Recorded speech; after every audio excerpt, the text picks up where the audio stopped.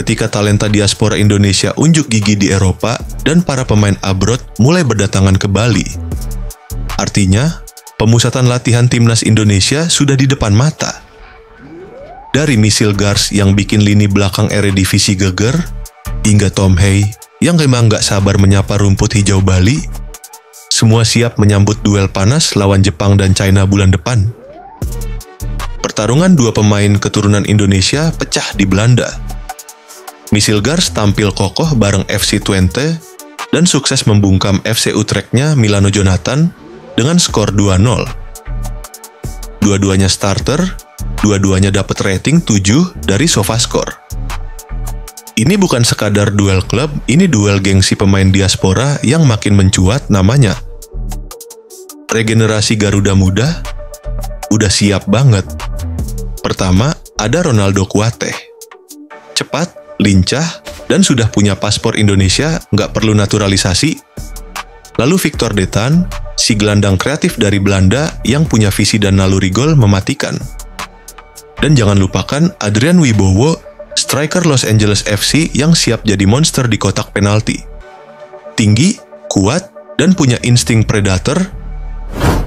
Nah ini dia, si Profesor. Tom Hey udah nggak sabar banget buat TC di Bali. Menurutnya, suasana di Bali bisa bikin pemain lebih rileks dan fokus. Ini terlalu bagus untuk jadi kenyataan, katanya. Dan yang lebih penting, lebih banyak waktu untuk bangun chemistry tim, itu yang nggak bisa dibeli. Siapa aja yang udah landing duluan di Bali? Pertama, Marcelino Ferdinand, baru debut di Championship Inggris, langsung pulang buat bela merah putih. Kedua, Asnawi Mangku Alam. Comeback yang ditunggu-tunggu setelah sempat tersingkir di jeda internasional Maret kemarin. Dan ketiga, Ronaldo Kuateh. Udah nyampe Bali juga nih, walau belum ada pengumuman resmi main. Liburan? Tunggu aja kabarnya. TC Timnas Indonesia di Bali bukan cuman ajang latihan biasa. Ini jadi momen pematangan skuad, penyatuan mentalitas, dan awal dari perjalanan menuju laga besar lawan Jepang dan Cina. Jadi siap dukung Garuda terus. Jangan lupa like, subscribe, dan nyalain lonceng biar nggak ketinggalan update terbaru dari skuad kebanggaan kita. Garuda sudah punya kapten-kapten gagah dan jumlahnya 6. Siapa bilang pemain timnas Indonesia cuma jago ngegiring bola dan bikin gol indah? Sekarang, mereka juga jago mimpin tim. Yup, kita nggak cuma punya pemain yang tampil di klub-klub luar negeri, tapi juga yang dipercaya pakai ban kapten di dada mereka. Dari Belanda sampai Inggris, dari MLS ke Serie A, Indonesia diam-diam sudah punya barisan pemimpin sejati.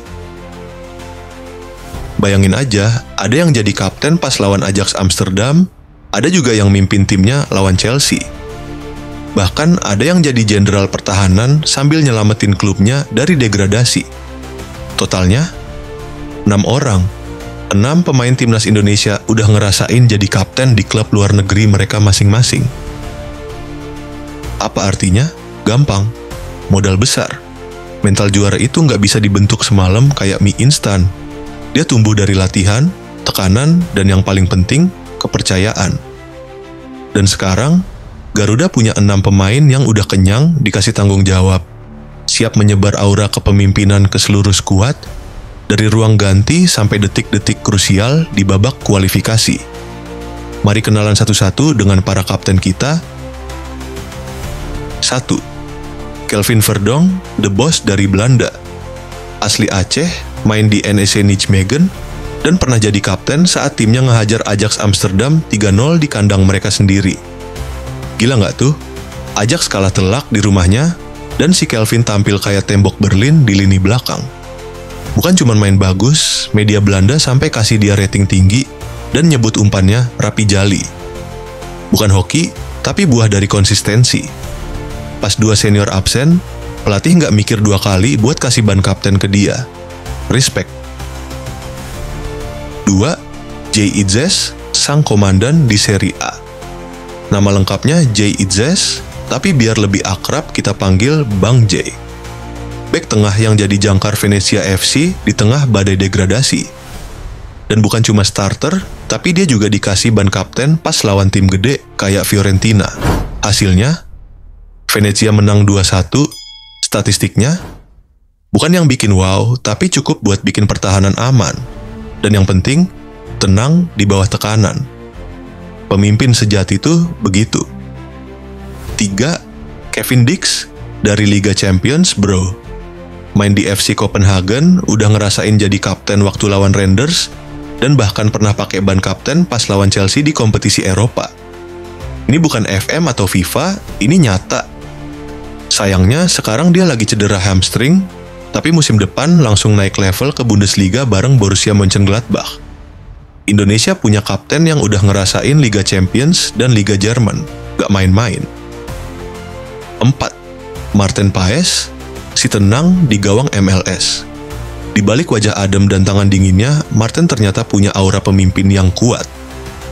Main di FC Dallas, dia dikasih ban kapten pas tampil ke 100 kali di MLS. Dan dia merayakannya dengan clean sheet dan 4 penyelamatan penting.